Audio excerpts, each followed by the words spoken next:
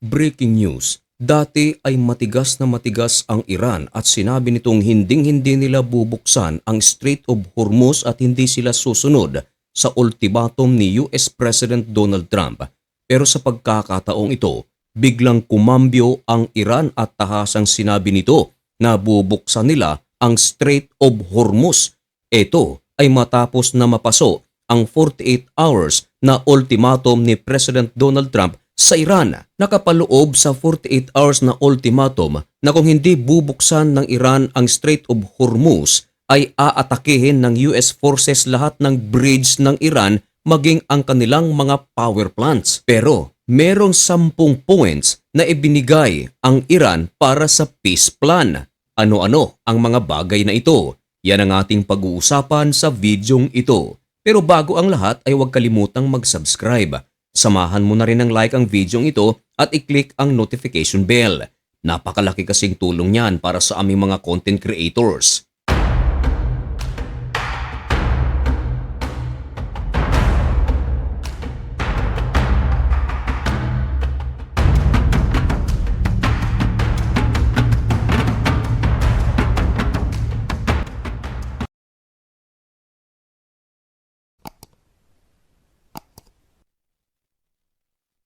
Maligayang pagbabalik mga kaibigan. Kumusta kayong lahat? Ngayon ay April 8, 2026 at nagbabaga at napakabagong balita ang ating ihahatid sa inyo. Ito ay may kaugnayan pa rin sa giyera na nangyayari sa West Asia, partikular sa pagitan ng Amerika, Israel at ng Iran. Marahil ay isa ka sa mga nakarinig sa maraming mga ultimatums na binitawan ni US President Donald Trump. Sikat na sikat ang sinabi ni US President Donald Trump na 48 hours na ultimatum sa Iran. Yun ay ang nakaraang linggo. Pero ang pinakabagong 48 hours na ultimatum ng Amerika sa Iran ay nangyari nito lamang linggo at nagtapos ito kagabi, alas 8. At nakapaloob sa ultimatum na ito na kung hindi bubuksan ng Iran ang Strait of Hormuz ay mapipilitan ang US forces katuwang ang Israeli forces sa pag-atake sa lahat ng mga bridges na nasa Iran. Kasama ring wawasakin ng Amerika ang nasabing mga power plants ng Iran. At sa nasabing mga ultimatums ni US President Donald Trump sa Iran, ang tanging sagot lamang nila ay hinding-hindi nila bubuksan ang Strait of Hormuz dahil lang sa demand ni US President Donald Trump. Kung baga, ipinapalabas ng Iran na hinding-hindi sila susunod sa mga ultimatum ni President Donald Trump. Pero mga kaibigan, ilang oras lamang ang nakalipas matapos nang mapaso ang 48 hours na ultimatum ni US President Donald Trump, biglang sumabog ang balita sa internet na ang Iran ay pumapayag na buksan ang Strait of Hormuz. Tama ang inyong narinig mga kaibigan, pumayag na ang Iran na buksan ang Strait of Hormuz. At upang patotohanan ng ating sinasabi, narito ang iilan sa mga napakaraming ebidensya na totoo ang ating sinasabi. Ayon sa ulat ng BBC, tinawag pa itong partial na victory para sa Amerika. Of course, marami ang mga tututol dito. Marami ang magbibigay ng mga pangit na reaksyon sabagat sa headline ng BBC ay tinawag na partial win for Trump. Of course, hindi sila papayag na tawagin itong victory for Trump, lalong-lalo na yung mga pumapanig sa Iran sabagat ang kanilang rason ay hindi naman ubob ang Iran na susunod sila sa United States of America. Of course, ang kanilang sasabihin sa nangyari ngayon sa pagbubukas ng Strait of Hormuz, panalo daw dito ang Iran sabagat ang kanilang sinasabi ay pumayag daw si President Donald Trump ng ceasefire kaya binuksan ang Strait of Hormuz. Pero baliktad ito sa mga ibinabalita sapagat ayon sa mga ulat, kaya lang binuksan ng Strait of Hormuz ito ay dahil sa takot na rin na atakihin ng United States of America ang mga power plants ng Iran. Meron pa ngang mga kumalat na balita na ang mga power plants ng Iran ay pinalilibutan ng maraming mga kabataan. Ito ay malinaw na human shield para hindi ito atakihin ng United States of America. Pero ganun pa man mga kaibigan, ayon sa ulat, tahasang sinabi na talagang pumayag ang Iran na buksan na ang Strait of Hormuz. Ito ang dahilan kung bakit pumayag ang Amerika at Iran na magkaroon ng 2 weeks na ceasefire. Tama ang iyong mga narinig mga kaibigan. Nagkasundo ang Amerika at Iran na magkakaroon ng 2 linggong tigil putukan. Taliwas ito sa mga ibinalita kahapon na kapwa ang Amerika at Iran ay ayaw na ng ceasefire. Maraming mga bansa ang nag-initiate ng ceasefire gaya ng Pakistan pero bigo sila. Nangyari lamang ang pagkakasundo na ito dahil sa pagtatapos ng ultimatum ni US President Donald Trump. At upang patutuhanan ng ating sinasabi, narito mismo ang ulat ng Al Jazeera. Ang kanilang headlines ay ganito: Trump announces 2-week ceasefire as Iran agrees to reopen Hormuz Strait. Napakaliwanag sa ulat na ito mga kaibigan na nauna pala ang pag-anunsyo ng Iran na bubuksan na nila ang Strait of Hormuz bago pa man nagkaroon ng agreement ng 2 weeks ceasefire.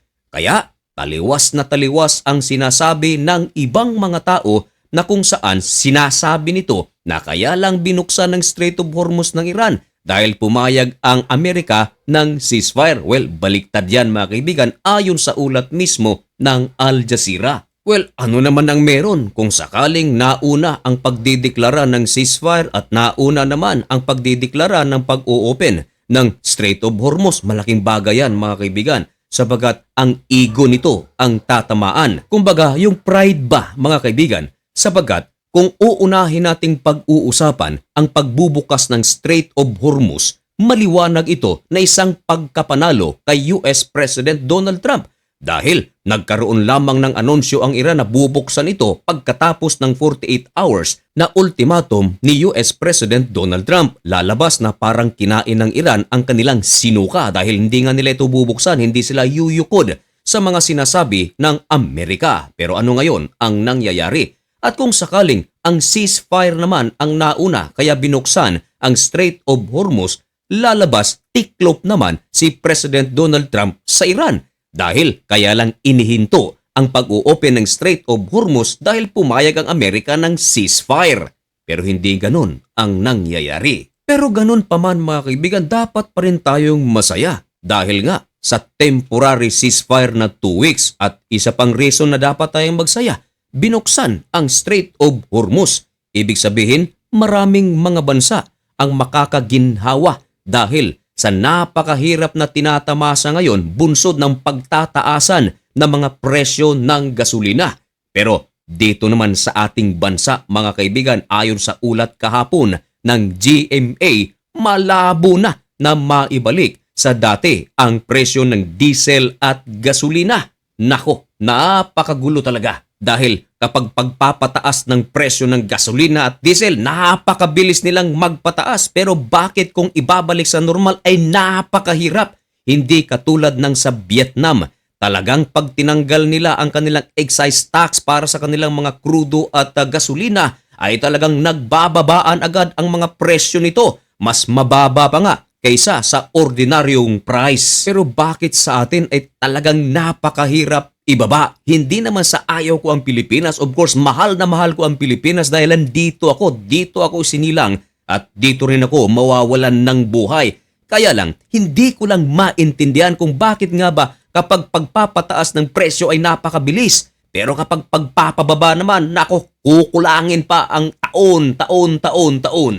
Well, sa kabilang dako mga kaibigan, sa nangyayari ngayon, kapwa ang Amerika at Iran nag-claim ng victory.